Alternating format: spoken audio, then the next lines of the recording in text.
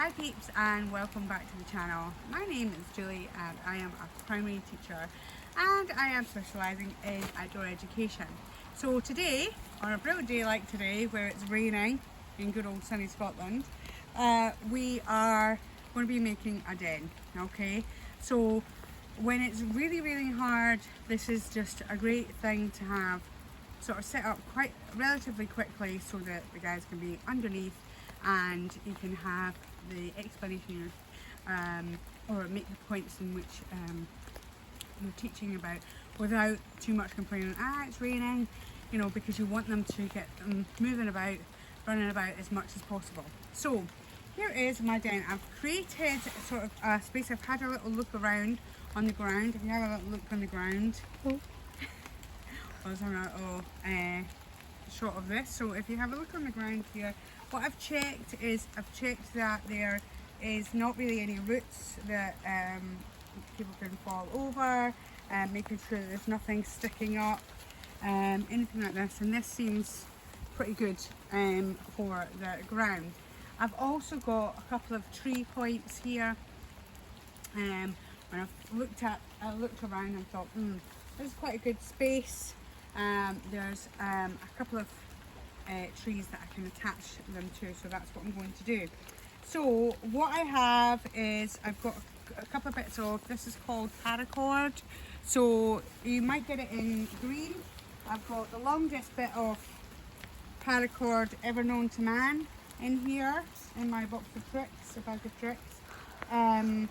But the paracord you'll be able to get from most outdoor shops, and basically that will just attach onto these little eyelets. This is your tarp.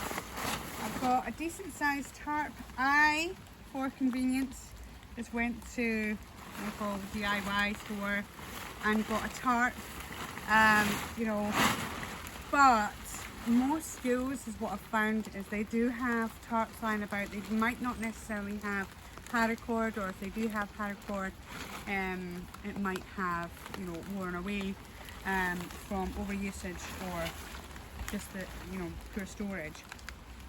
So here I've got a tarp that's got a bit of, you know, the ringlet's actually gone in it. So, you know, I might look at going, might look at the different ringlets so that there's something there to secure it. But I mean, you can use it and it'll be fine. So what we're going to do is, first things first, you're simply a couple of ways that you can set tarp up. This is probably, you know, better for people that are a bit taller. However, it works, because if you're working with small people, then it works. So I've got the rope through the tarp, and literally I'm just gonna create a knot around that, just your normal knot, okay? And then we're going to take this rope and we're going to put it around. Now there's two things that you can do. If you come really close, then we can have a look around at the rope, okay? So two things you can do. First thing is you can go around with the rope, sorry. Probably if you've got a bit longer string than this, go around it, you go back, and then you can just simply go round. It's called tension knot, timber hitch. One, go round once, go round twice, and go round 3 times. And that is your timber hitch. And really, when you pull it, it's not going to go anywhere. Like, there's no way that that's going to go anywhere, which is great. So you can set up all of your things like that, if you like. So I'm going to go ahead, I'm just looking at my tarp, trying to work out where I'm going to put this. Now, if I've got, you're thinking about, this is the height that it's going to be, you know, if I'm going in, I'm going to have to really duck down. So you're wanting it sort of a little bit higher. Let's make it a little bit higher. 1, 2, 2, 3. And just as high as you can go.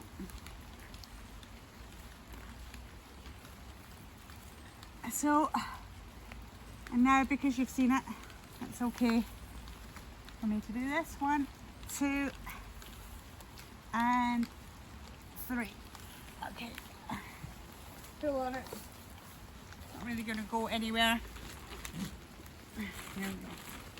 Okay, so now, if you have a look, we create another one. It's going to be up here, so it's going to be much better for someone at my height, kind of children's height. Now, what you want is you want it in sort of a 45-degree angle. So as each thing is coming, you're wanting it in a 45-degree angle as the rope is pulling against it. So you're looking for another tree that is at the right angle. So this tree over there is going to be doing a good job. All right. So I am just going to set this up just now, and I'll come back to you when we've done this bit. Okay, so I did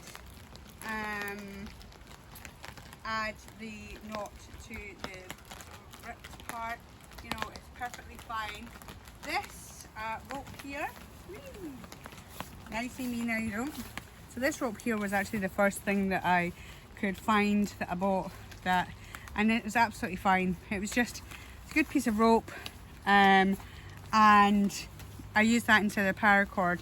Paracord gives you more sort of flexibility, more tension, I would say, but this is quite good for using if you can't find anything else. So don't worry about having, you know, the right equipment. Don't let that stop you. But as you can see, I'm sort of taking it from a 45-degree angle, and then I'm just going to try this. This is my 4th tree, I've decided. So if we come here, if you come over,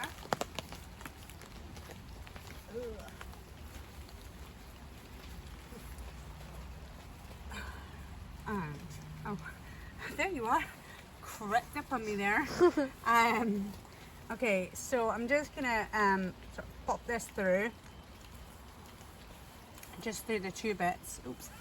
And what I'm gonna do, so on here, I'm just gonna put it over.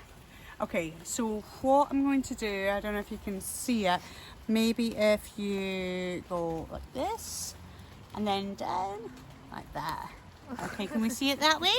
Yeah. Right, okay, so basically what you're doing, I think it's Marina Collins, she was great, she called this a channel 4 knot. I don't know if it's this way or this way, which is the actual 4, but basically you're creating a loop and you're going in once, you're going in twice, and then you're sort of pulling it and then pushing it right up to the fence, and then you can just do it again, create the channel 4, 1, channel 4, create the 4, and then 2, and then she calls it channel 4 knot because of what it used to look like. And then there we go, we've got the knot there. However, what I would say as we slide it, I'm just gonna, you can see there, hopefully, I just sort of slid the knot along because it wasn't quite as tight as what I want it to be. So I'm just making it a little bit tighter. There we go. And that is the bonus of that knot, is you can actually slide it along and make things a little bit tighter as you're making your shelter. All right, so you're super close to me now. Right, okay, so if we're coming over here, now we've got our nice shelter, and underneath it, it's relatively tight. It's got, you know, that little bit there, but that's okay. But it's relatively tight. The kids will be enjoying having this. This is obviously your man-made den, not made out of nature or anything like that. But if you've got a piece of tarpaulin and you're having a chat with the class and trying to sort of get them all under some sort of shelter, this is quite good. But it also allows the kids to they've got something here, and then now they can be a bit more adventurous. If you have just loose bits of, you know, ripped tarpaulin, if you have loose material, those kind of things, I bring, so I've got pegs here that they can just literally just peg stuff on. They can decide that they're going to make their den, they're going to make their home. They'll drag over trees to make their furniture, all those kind of things.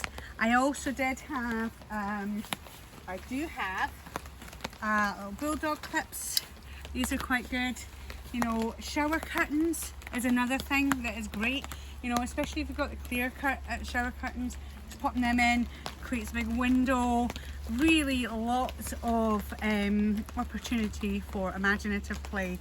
I also, if we come over here, left this lying down a little bit, but it's just to show that obviously if you've got an extra bit of rope like this is the world's longest bit of paracord.